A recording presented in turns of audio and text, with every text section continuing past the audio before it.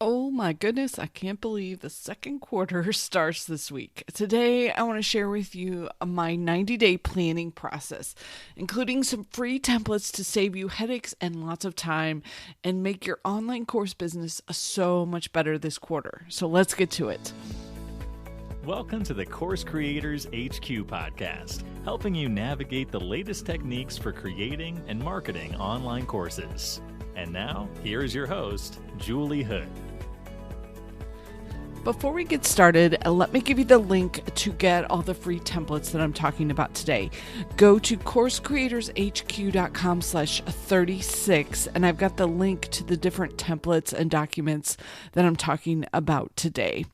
And actually, this episode is more like taking a masterclass in planning with me, so you might need to listen to it twice. Once to kind of get the concepts and the ideas, and then a second time to actually sit down and do the work that I'm recommending.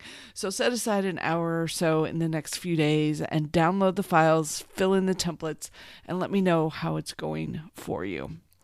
Okay, so where do we start?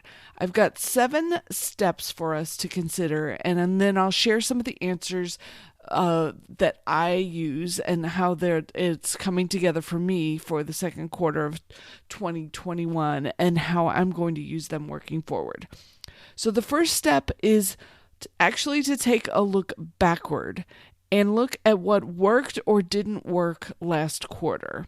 So for me, first quarter was really, really good. We launched the 24-hour Course Creator Daily program again and ran that in January and February. I had some phenomenal students I'm so proud of. And I was also very consistent with getting a new podcast episode out every week, plus the email newsletter. So those are my big woohoo wins for the quarter. March was actually a bit of a challenging month because we had all of my family members getting the vaccine shots. So we did have a lot of downtime keeping up with all that. But overall, it was a great month on a personal level. We had some really fun family time and some remote family calls. So that was fantastic. And I didn't quite finish a couple of other organizing projects that I had on my list. But that's okay. They can roll forward into this quarter and I'll take care of them now. Another big surprise actually for me in first quarter was how much time I spent on Clubhouse. So I had planned last year that I was going to do a lot of live video recordings, but instead I jumped into Clubhouse and have been hosting rooms every week. So come find me at Julie Hood if you haven't yet on Clubhouse, because I'm doing some really fun Clubhouse events on there.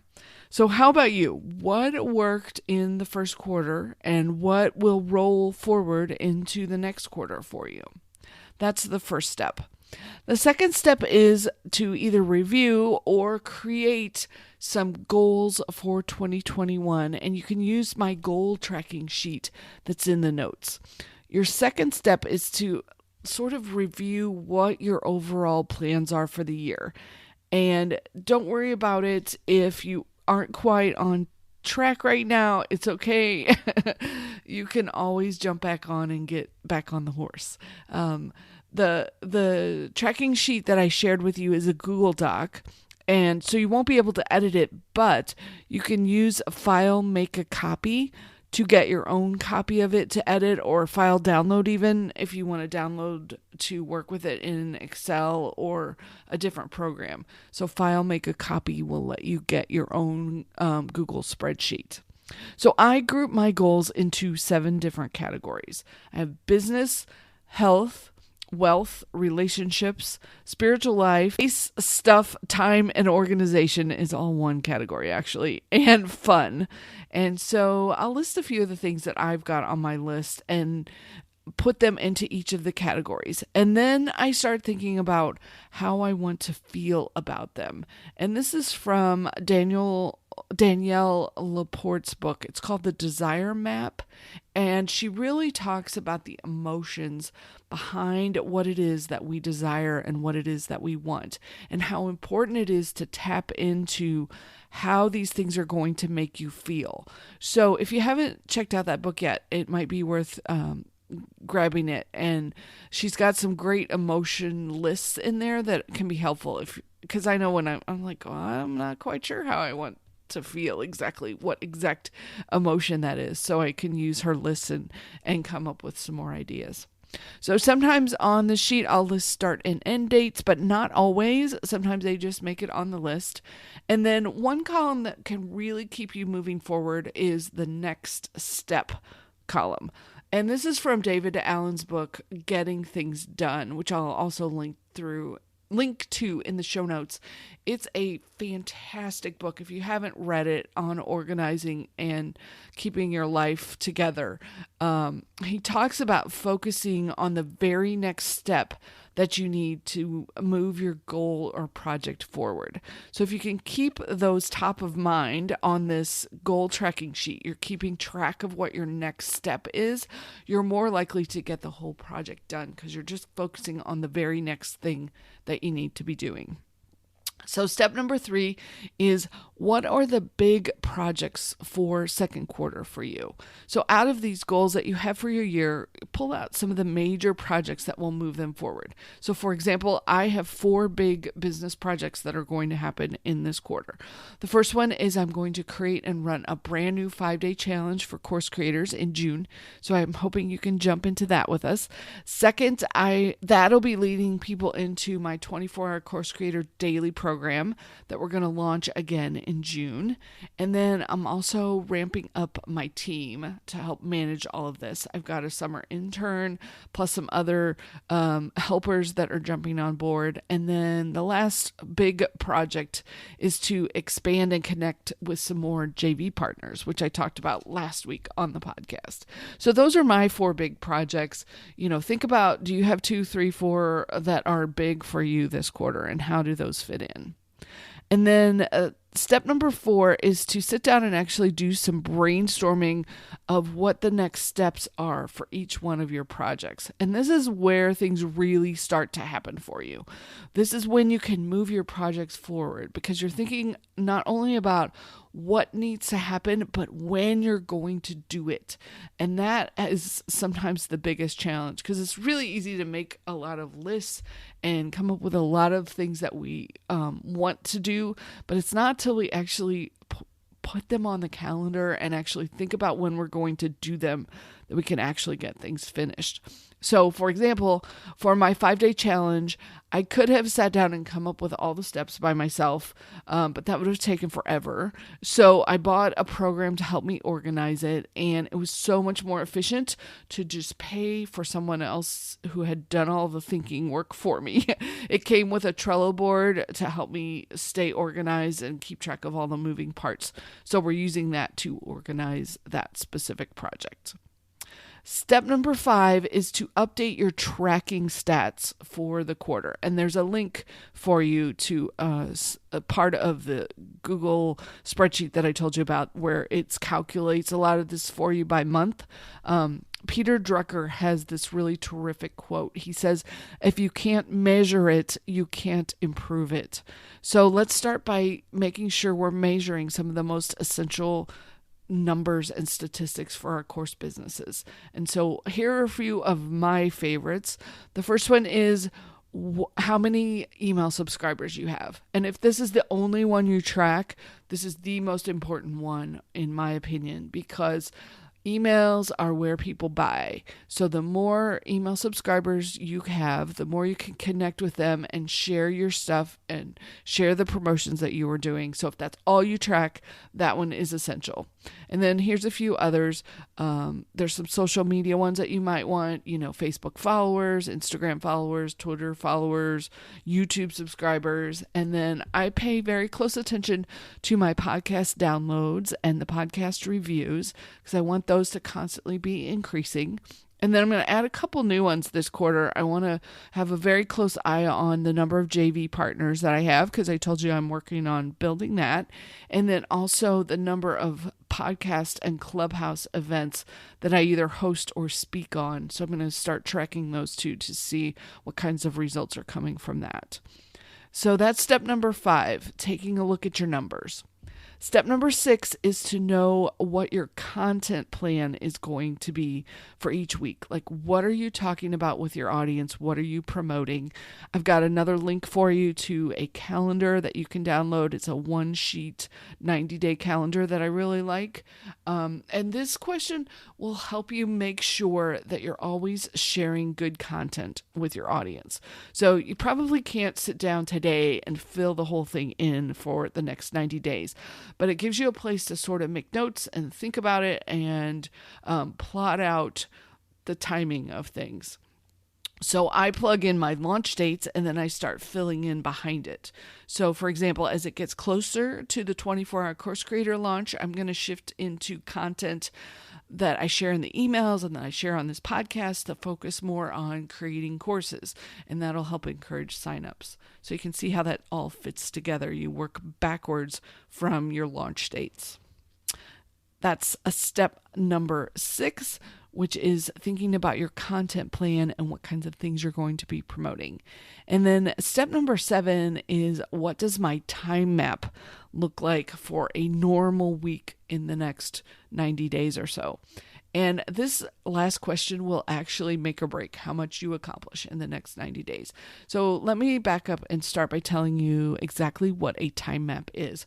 When I was back in college, back in the dark ages, we had to put together our own schedules manually. It wasn't, it didn't come together on the computer like it does now for the students.